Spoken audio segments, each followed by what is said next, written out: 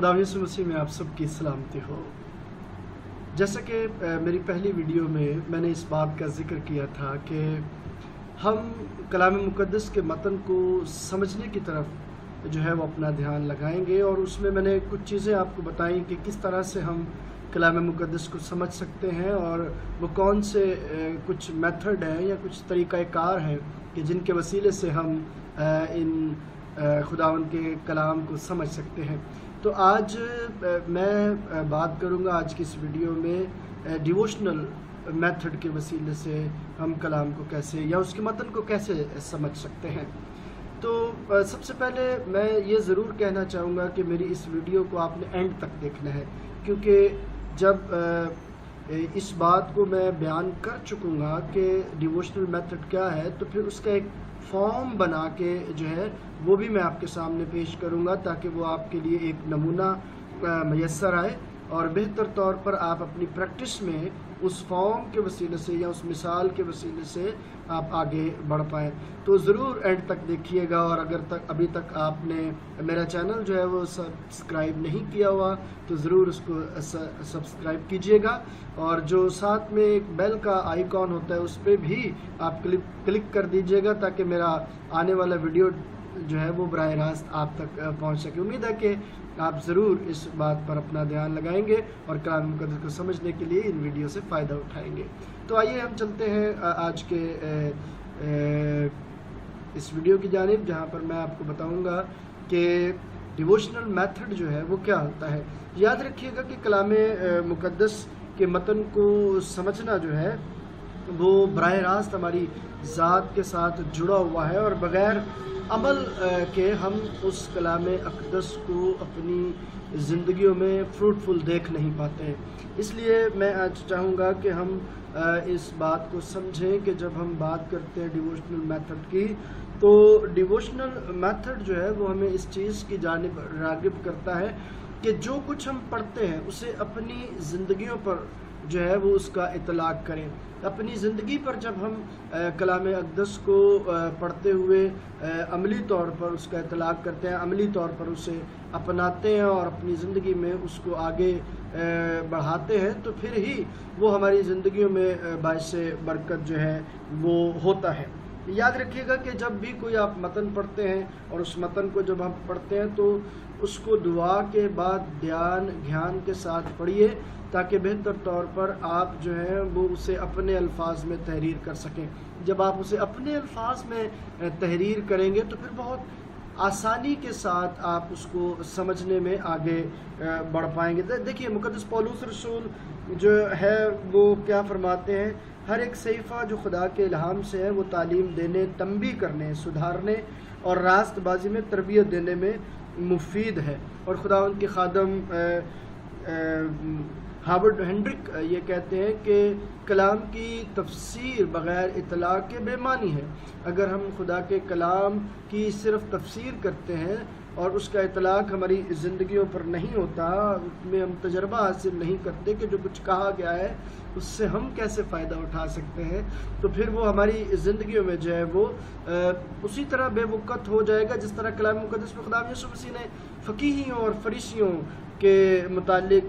कहा कि ये सफ़ेदी फिरी हुई कब्रें हैं, क्योंकि ये कलाम मुक़द्दस को जानते तो हैं पर जिस तौर से उस पर अमल करना चाहिए उस पर वो अमल जो है वो नहीं करते। एक और मौके पर कलाम अक़दस हमें ये सिखाता है कि ये उम्मत ज़ुबान से मेरी नज़दीकी चाहती है पर इनके दिल मुझसे दूर है। मुक़द्दस पौलुस रसूल जब करंथस की कलीसिया को ख़त लिखते हैं तो इस बात को जो है वो बावर करवाते हैं कि अगर अमल नहीं है तो फिर क्या नतीजा निकलेगा, क्योंकि इल्म गरूर पैदा करता है पर मोहब्बत जो है वो बख्शती है। मेरे जो मोहब्बत अमली ज़िंदगी का एक सबूत होता है कि अगर आप इल्म हासिल करते हैं और उसमें मोहब्बत नहीं तो फिर ठनठनाता पीतल और झनझनाती जांच है। और बग़ैर अमल के मिसाल ऐसी ही है जैसे एक शख्स ने रेत पर घर बनाया और एक शख्स ने चट्टान पर घर बनाया। तो जिस की ज़िंदगी में कलाम अक़दस के मुताबिक अमल था جو اصولوں کے مطابق زندگی اپناتے اور بناتے اور سنوارتے ہیں تو وہ چٹان پر گھر بناتے ہیں، لیکن جو بغیر کسی اصول، بغیر کسی جو ہے وہ طریقہ کار کے گھر بنانے کی کوشش کرتے ہیں تو وہ ریت پر گھر بنتا ہے۔ اس طرح ہماری زندگیوں میں جب ہم صرف کلام کو زبان تک جو ہے وہ رکھتے ہیں اور اس کو عمل میں نہیں لاتے تو ہمارا گھر بھی ریت کی مانند ہوتا ہے، کیونکہ ہماری زندگی میں اس کلام کے مطابق عمل موجود نہیں، اور جب کلام کے مطابق میرے دوستو عمل نہیں ہے تو پھر گھر قائم نہیں رہتا، ہم قائم نہیں رہ سکتے۔ ہم قائم اسی صورت میں رہیں گے جب عمل ہماری زندگیوں میں جو ہے وہ پیدا ہوگا۔ یاد رکھیے گا کہ بغیر عمل کے علم بڑا خطرناک ہوتا ہے، علم بڑا خطرناک ہوتا ہے اگر اس میں عمل جو ہے وہ شامل نہیں ہے، کیونکہ علم کے ساتھ ایک ذمہ داری جڑی ہوئی ہے اور وہ ذمہ داری عمل کہلاتی ہے۔ دیکھیے مقدس یعقوب رسول اپنے خط میں کیا کہتے ہیں، پس جو بھلائی کرنا جانتا ہے مگر کرتا نہیں وہ گناہ کرتا ہے۔ تو میرے عزیزو، جب ہم خدا کے کلام کو سمجھتے نہیں ہیں، جب ہم متن کو سمجھیں گے اور اس کا اطلاق، اس کو عملی زندگی کی طرف لے کر آئیں گے تو پھر ہی ہماری زندگی جو ہے وہ متن کو سمجھنے کے لائق بنے گی۔ دیکھیے اس میتھڈ میں جو ڈیووشنل میتھڈ ہوتا ہے یہ خالصتاً آپ کی ذات کے ساتھ جڑا ہوا ہے، یہ آپ کے ساتھ جڑا ہوا ہے، یہ آپ کی زندگی کے ساتھ جڑا ہوا ہے کہ جب آپ کلام کو پڑھتے ہیں تو اس کلام کے حصے میں خود کو دیکھنے کی کوشش کیجیے کہ میں کہاں پر ہوں، یہ کلام میری زندگی کے لیے کیسا جو ہے وہ پھل دار ثابت ہو سکتا ہے۔ تو ڈیووشن یا اپنی زندگی کو اس کلام کے مطابق ڈھالنے کے طریقہ کار کو کہتے ہیں۔ یہ جو ڈیووشنل میتھڈ ہے یہ ہماری زندگیوں میں اس کا اطلاق جو ہے وہ ظاہر کرنے کے لیے اختیار کیا جاتا ہے۔ تو ابھی تھوڑی دیر جب ہم اس بات کو سمجھتے ہیں تو میں ابھی آپ کو جو ہے وہ فارم کے وسیلے سے بتاؤں گا کہ آپ اس فارم کو جو ہے کیسے ریڈ کر سکتے ہیں اور اس کو کیسے اپنی زندگی میں اطلاق کر کے ڈیووشنل میتھڈ اور طریقہ کار کو اپنا کر کلام کو سمجھنے میں ایک قدم آگے بڑھ سکتے ہیں۔ آگے میں فارم بتاتا ہوں تو کنٹینیو کیجئے گا، اس ویڈیو کو دیکھتے رہیے۔ جیسے کہ میں نے اس ویڈیو کے آغاز میں آپ سے کہا تھا کہ میں آپ کو ایک ڈیووشنل میتھڈ کا فارم بنا کے دکھاؤں گا، ایک نمونہ آپ کو بنا کے دکھاؤں گا۔ تو اس نمونے میں آپ دیکھیے متن کا جو انتخاب کیا گیا ہے وہ مقدس لوکا کی انجیل 12واں باب اور اس کی 22ویں سے 26ویں آیت تک ہے۔ جب آپ اس متن کو پڑھتے ہیں تو پھر دعا کریں، دعا کرنے کے بعد اس پر گیان کریں، یعنی متن کو ایک دفعہ پڑھنے کے بعد متن کو اپنے الفاظ میں بیان کریں۔ جیسے کہ میں نے اپنے الفاظ میں اس کو کچھ یوں لکھا ہے، مجھے فکر کرنے کی کوئی ضرورت نہیں،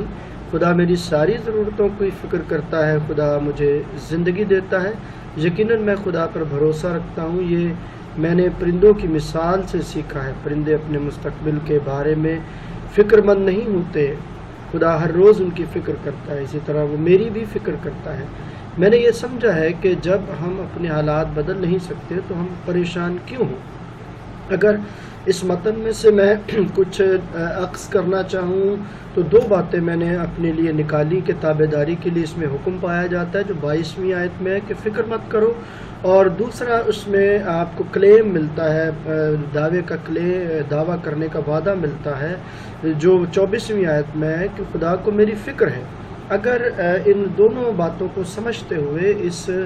سبق کا میں اپنے خاندان پر اطلاق کرنا چاہوں تو خود پر اور اپنے خاندان کے مالی حالات پر میں اس کا اطلاق کروں گا، اسی طرح اس کو دیکھوں گا، اور میں یہ اطلاق اس طرح سے کروں گا، مجھے ہر ماہ پریشان ہونے کی ضرورت نہیں کہ میرے پاس پیسے کم ہیں، بلکہ میں اس فکر کو خدا کے سپرد کر کے شکر گزاری کی طرف قدم بڑھاؤں گا۔ اگر اس کا چوتھا حصہ دیکھیں تو کلیدی آیت کو یاد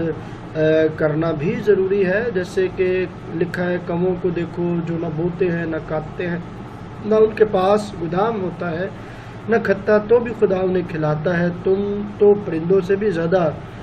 قدر و قیمت والے ہو۔ یہ آیت 24ویں ہے جو آپ کا متن تھا۔ اب اگر آپ کو یہ آج کی ویڈیو اچھی لگی ہے اور اس ویڈیو میں جو میں نے آپ کے سامنے ڈیووشنل میتھڈ کو رکھا ہے اور آخر میں اس فارم کو رکھا ہے، تو اگر آپ نے برکت پائی ہے، میرا ایمان ہے کہ آپ نے برکت پائی ہے، تو اس کو آپ ضرور جو ہے وہ شیئر کریں، لائک کریں، تاکہ میرا حوصلہ بڑھے اور میں اور زیادہ اچھے ویڈیوز بنا کر آپ کے لیے لاؤں، تاکہ آپ کلام اقدس کو بہتر سمجھ سکیں۔ خداوند آپ سب کو برکت بخشے۔ خداوند یسوع مسیح میں آپ سب کی سلامتی ہو، آمین۔